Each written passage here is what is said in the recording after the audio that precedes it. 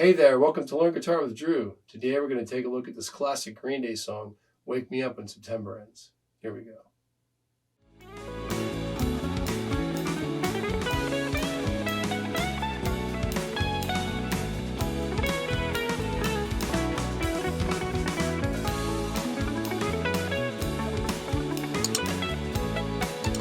Okay, so the song begins with an intro playing this G power chord, which are these two strings together, along with the open G string. Then there's this little high note at the top also. He hits this little G at the top. You can't really hear it unless you really listen for it. It goes like...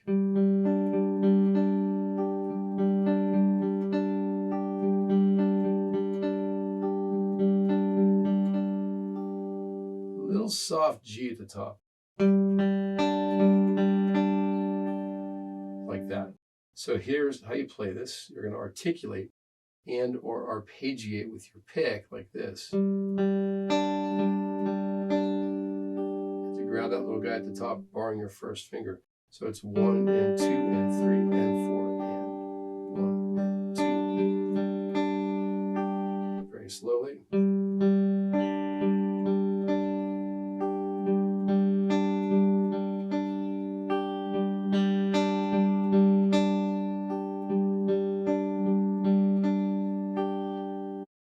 So then the words kick in. This song is a lot like a Beatles song. There's not a distinctive verse and chorus. There's an A section and a B section like classical music.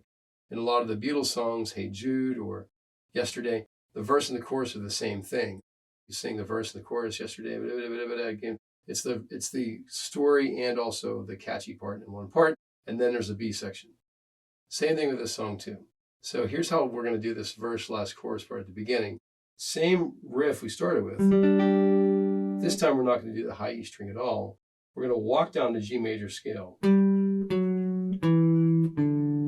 Do, Ti, La, Sol, like this. This guy, and then this guy, and then this guy. But we have to kind of keep the chord going too, like this. What I'm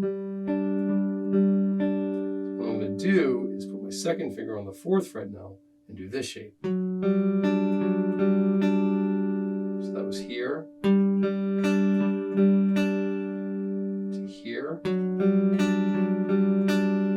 Now my second finger is going to travel down to the 2nd fret, and I'm going to put my little finger on the 3rd fret of B.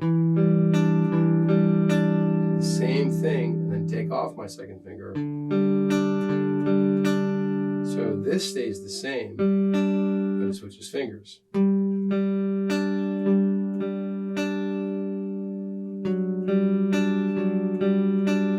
Switch positions. Take off your 2nd finger. Okay, so now we're going to play a C chord. And the pattern here goes like this. Pick, pick, strum, pick, pick, strum, pick. And the last note is the G string. It kind of doesn't matter which strings you hit as long as the technique is the right technique. It's not really this. It's more like kind of a little more loose. The next chord is a C minor. This is an A minor form of the caged system. You can see it looks like an A minor, but up here like this, we're going to go, but again, which again is 1 and 2 and 3 and 4. So we have,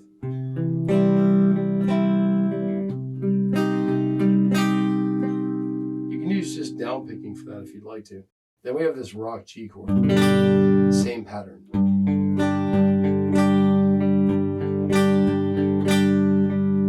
Now, a lot of times with these 6-string forms like this, I'll skip the A string like this when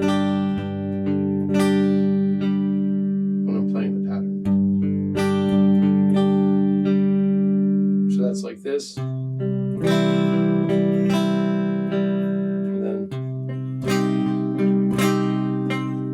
then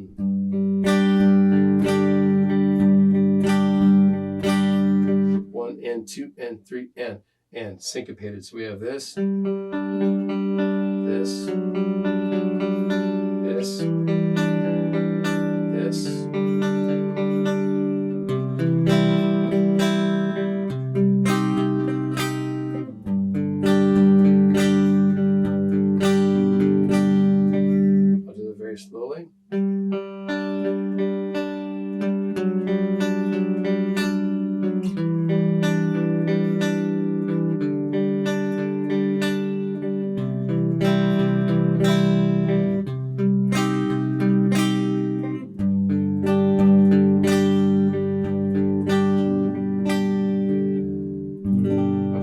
That's the first time through the verse.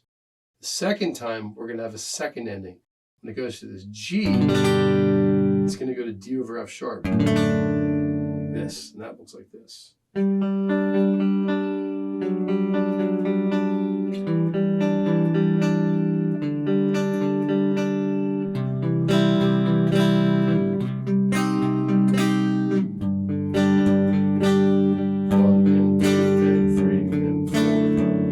Was 1, 2, 3, 4. G, D over F sharp, which looks like this. You have your second finger on low E2, so it's easy from this rock G.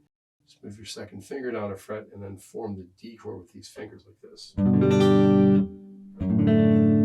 we're going to do is go.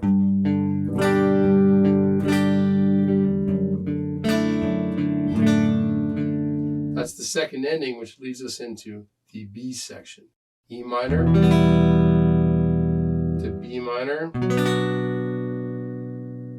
C, and again G and D over F sharp, E minor and B minor, and C and D. Well, without the A string. We're going to do the same pattern. Pick, pick, strum, pick, pick, strum, pick.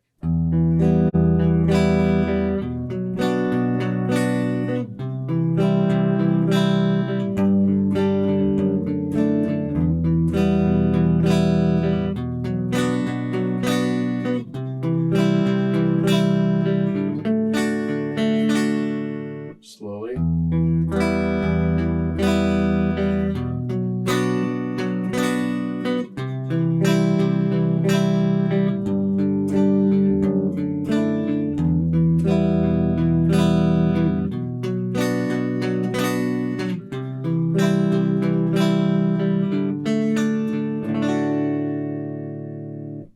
If you're enjoying today's lesson on how to play Wake Me Up When September Ends, please hit that subscribe button and click the bell for notifications.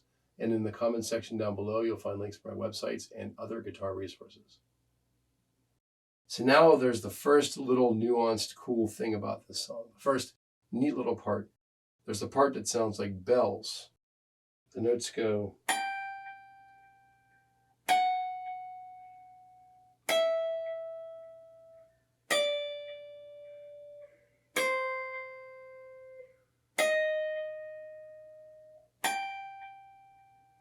So he's grabbing those notes from chord tones, from the chords that he's moving through. The bell section continues into the B section as well. I'll do this quickly and just expedite this so we can get through it. It goes this note, and this note, this note, and this note. And again. Of course, that's slower at the speed of the song. And then there's another bells thing that happens in the beginning of the next verse, which follows the bells from the B section.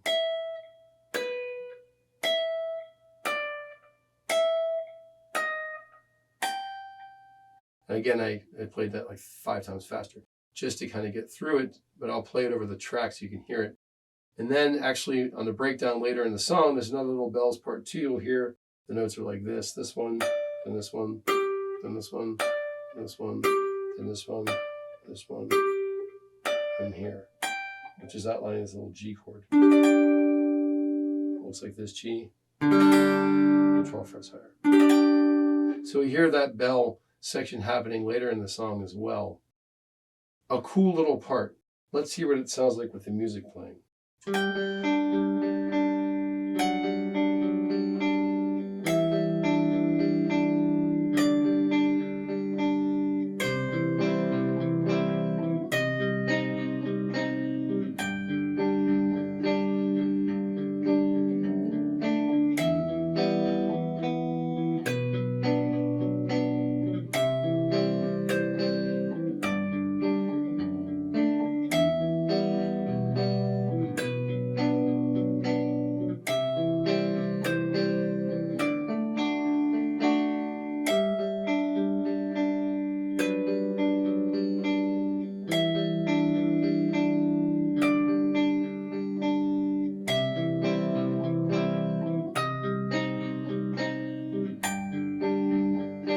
That's really fun. That's a cool thing.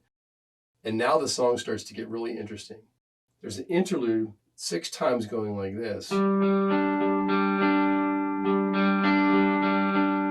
first 2 times are just the guitar, and then the drums kick in. They're nice and loud and bombastic and energetic. And then the 5th and 6th time, we have distorted electric guitar for the first time. It sounds like this. So that's 1 and 2 and 3 and 1 and 2 and 3 and 4.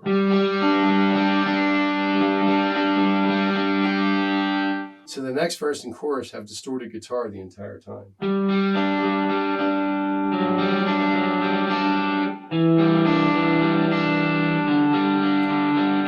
And then comes the big distorted loud guitar like this.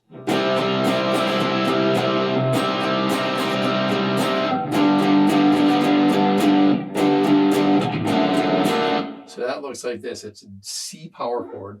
1 and 2 and 3 and 4. And then this G5 power chord like this. So that's like this again.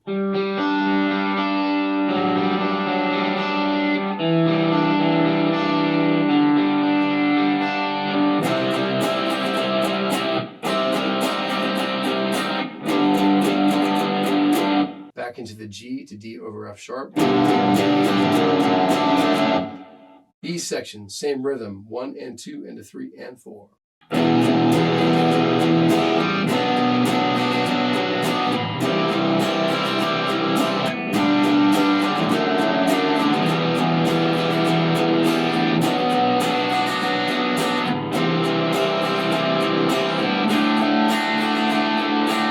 Another verse.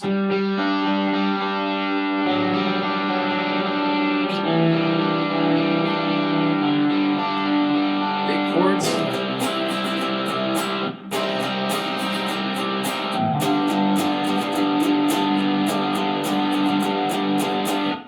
Another verse.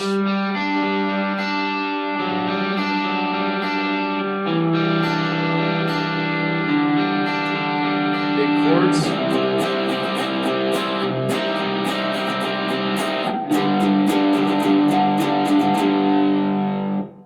So now the solo section. The solo is going to be over the E minor and the B minor, the B section of the song. Here's how the solo works. You're just going to slide your first finger up into G12 and you're going to toggle to B12. So the count goes 1 and 2 and 3 and 4.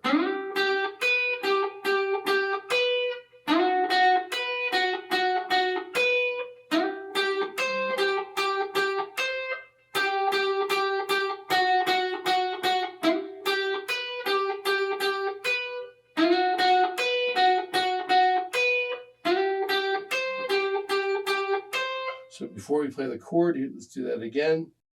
Toggle. 1 and 2 and 3 and 4. 1 and 2 and 3 and 4. 1 and 2 and 3 and 4 and 1 and 2.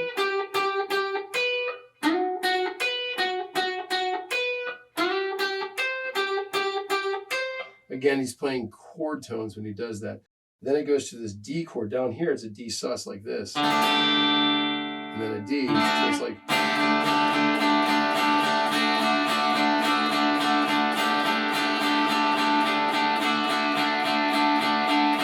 Up here we have...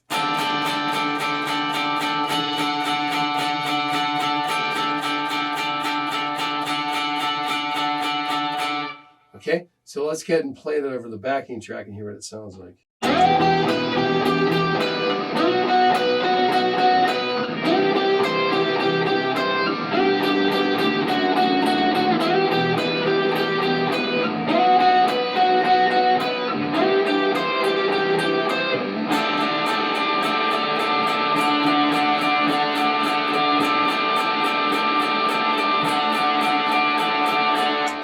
Okay, so now there's another verse chorus. This time it's a total breakdown. Back to the acoustic guitar.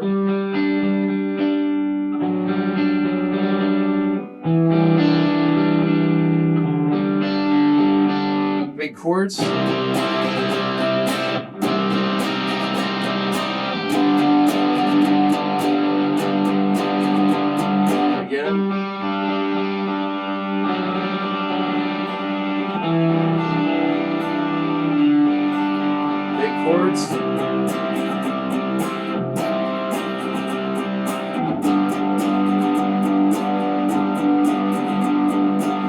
that breakdown section is important. It gets really super quiet. The song builds and builds and builds, and then there's the solo, and it's all loud, and everything's like, ah, and then it just drops out to this just single acoustic guitar again. It's beautiful. Now we're at the tag. We're at the end of the song. The tag or the coda, whatever you want to call it. It's 4 measures. It goes C to C minor to G. It's 1 and 2 and 3 and 4, 1 and 2 and 3 and 4 and 1 and 2 and 3 and 4, 1 and 2 and 3 and 4 and like this.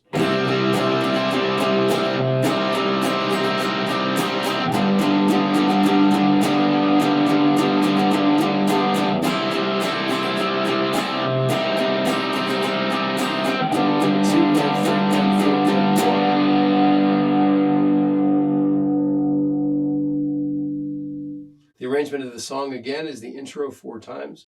Then we have the verse/chorus twice to take the second ending, do the B section. Then we have the verse/chorus again, the interlude 6 times, the electric guitar kicks in, another verse/chorus twice, take the second ending, do the B section.